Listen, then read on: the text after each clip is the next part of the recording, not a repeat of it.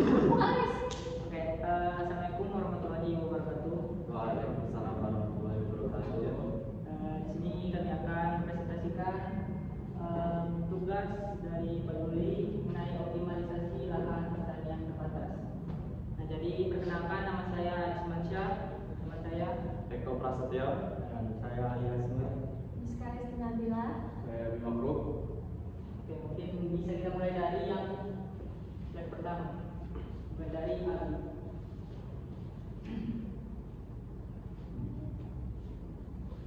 Jadi saya akan masuk ke rancangan urgensi solusi lahan.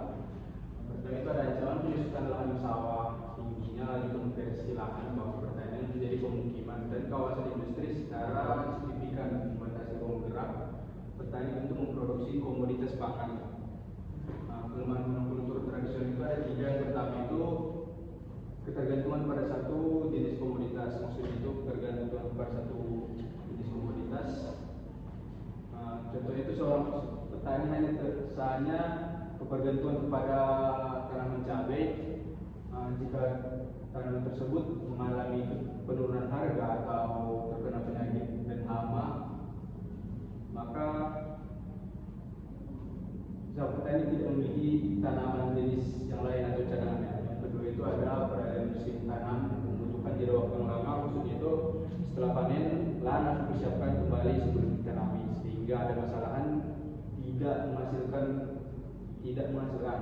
Yang ketiga itu resiko kerugian finansial ekstrim saat gagal panen. Karena hanya menanam satu jenis tanaman, kegagalan petani berarti hampir kehilangan seluruh pendapatannya. Kita lanjut ke rumusan masalah dan tujuan penelitian yang akan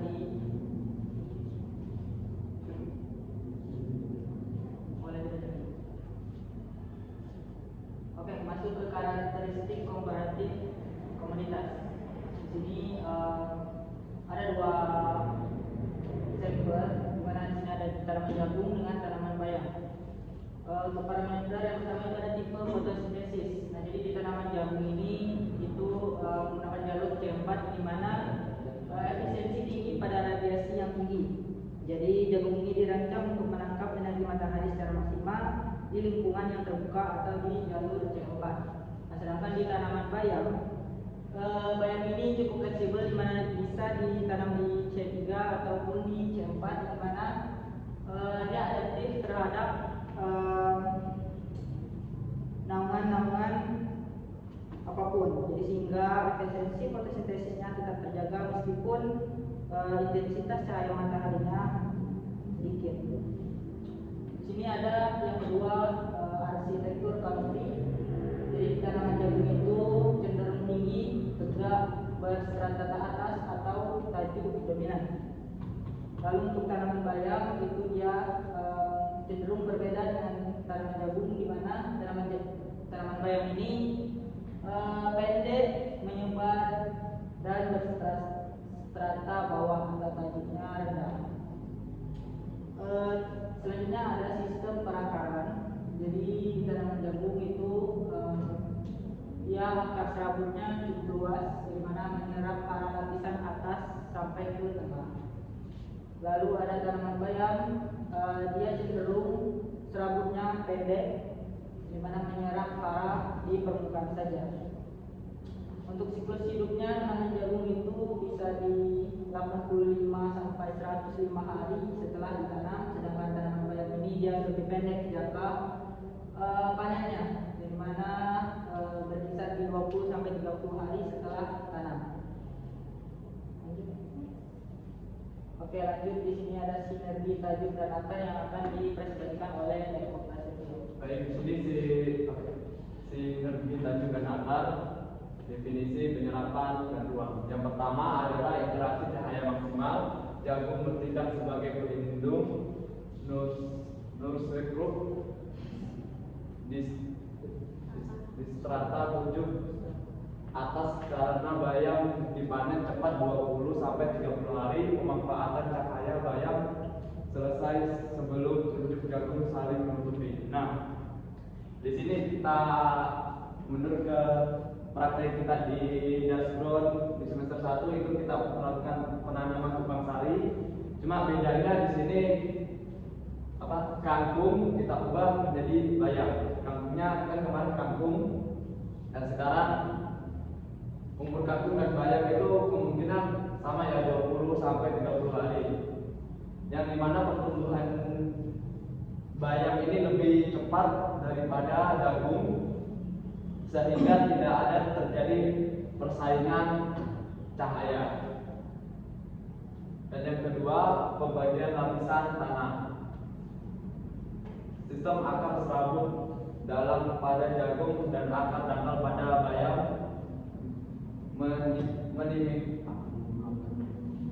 meminimalkan tumpang tindih terhadap hara. Ini mencegah kompetensi mematikan dalam tanah.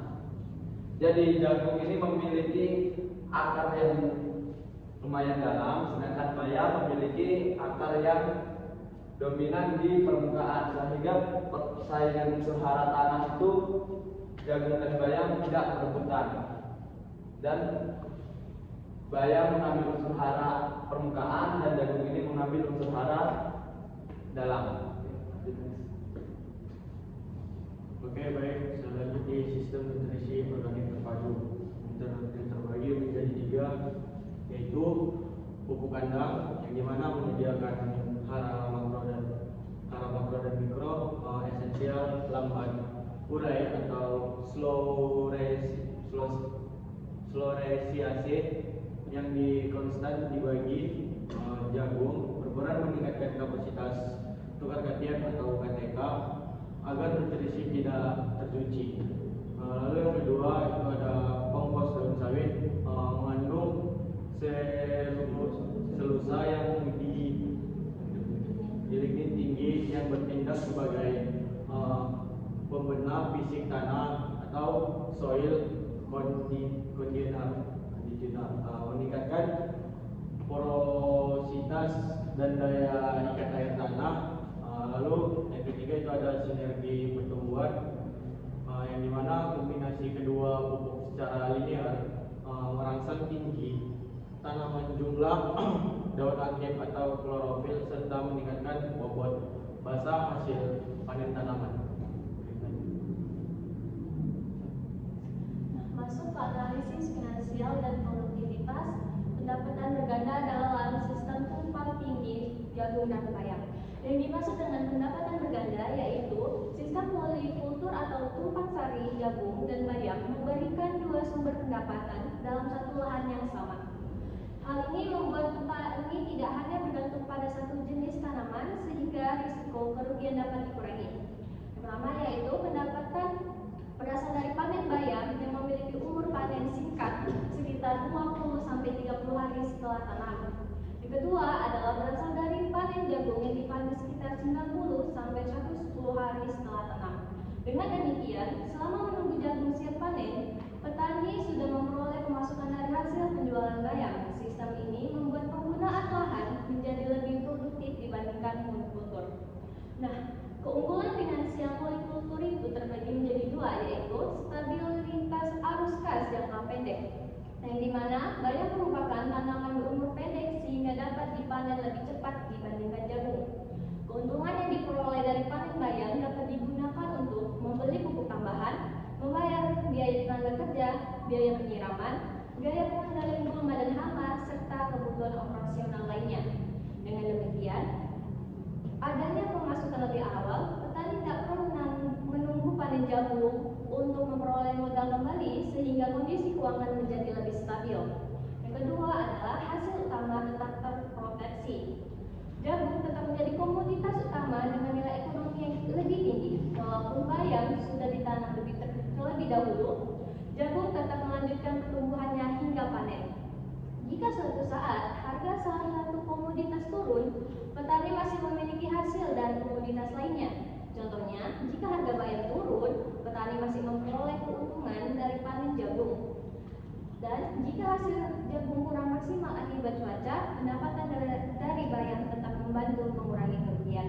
Artinya, sistem polikultur mampu mengurangi resiko kegagalan usaha tani dibandingkan hanya menanam satu jenis tanaman.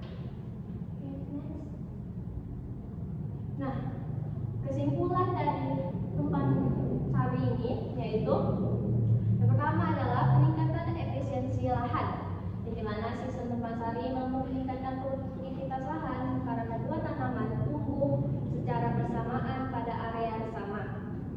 Kedua adalah pupuk organik sebagai kunci. Penggunaan pupuk organik seperti kompos, pupuk kandang, tandan kosong kelapa sawit, limbah organik perkebunan memberikan banyak manfaat, yaitu memperbaiki struktur tanah, meningkatkan kandungan bahan organik, menjaga kelembapan tanah, meningkatkan aktivitas mikroorganisme, menyediakan unsur hara secara bertahap, dan mengurangi ketergantungan terhadap pupuk kimia. Ketiga, rekomendasi presisi spasial. Presisi spasial berarti mengatur posisi tanaman secara tepat agar setiap tanaman memperoleh ruang tumbuh yang optimal. Keempat, yaitu seleksi varietas unggul. Pemilihan varietas sangat menentukan keberhasilan sistem tumpang sari. Untuk jagung, disarankan menggunakan varietas yang memiliki pertama, daun tegak, batang yang kuat, produktivitas tinggi, dan tahan penyakit. Nah, jadi kesimpulan umumnya yaitu sistem polikultur jagung dan bayam merupakan salah satu strategi pertanian yang efektif untuk meningkatkan produktivitas lahan dan keuntungan petani. Oke, jadi begitu saja sesi presentasi kita pada hari ini. Apabila teman-teman yang ada di belakang di sini ada yang kurang jelas, mungkin bisa ditanyakan terlebih dahulu. Apakah ada pertanyaan? Yang di belakang? Oh, nggak ada. Oke, mungkin bisa kita tutup presentasi kita kali ini. Apabila ada salah, mohon dimaafkan. Apabila itu boleh daya. Wassalamualaikum warahmatullahi wabarakatuh.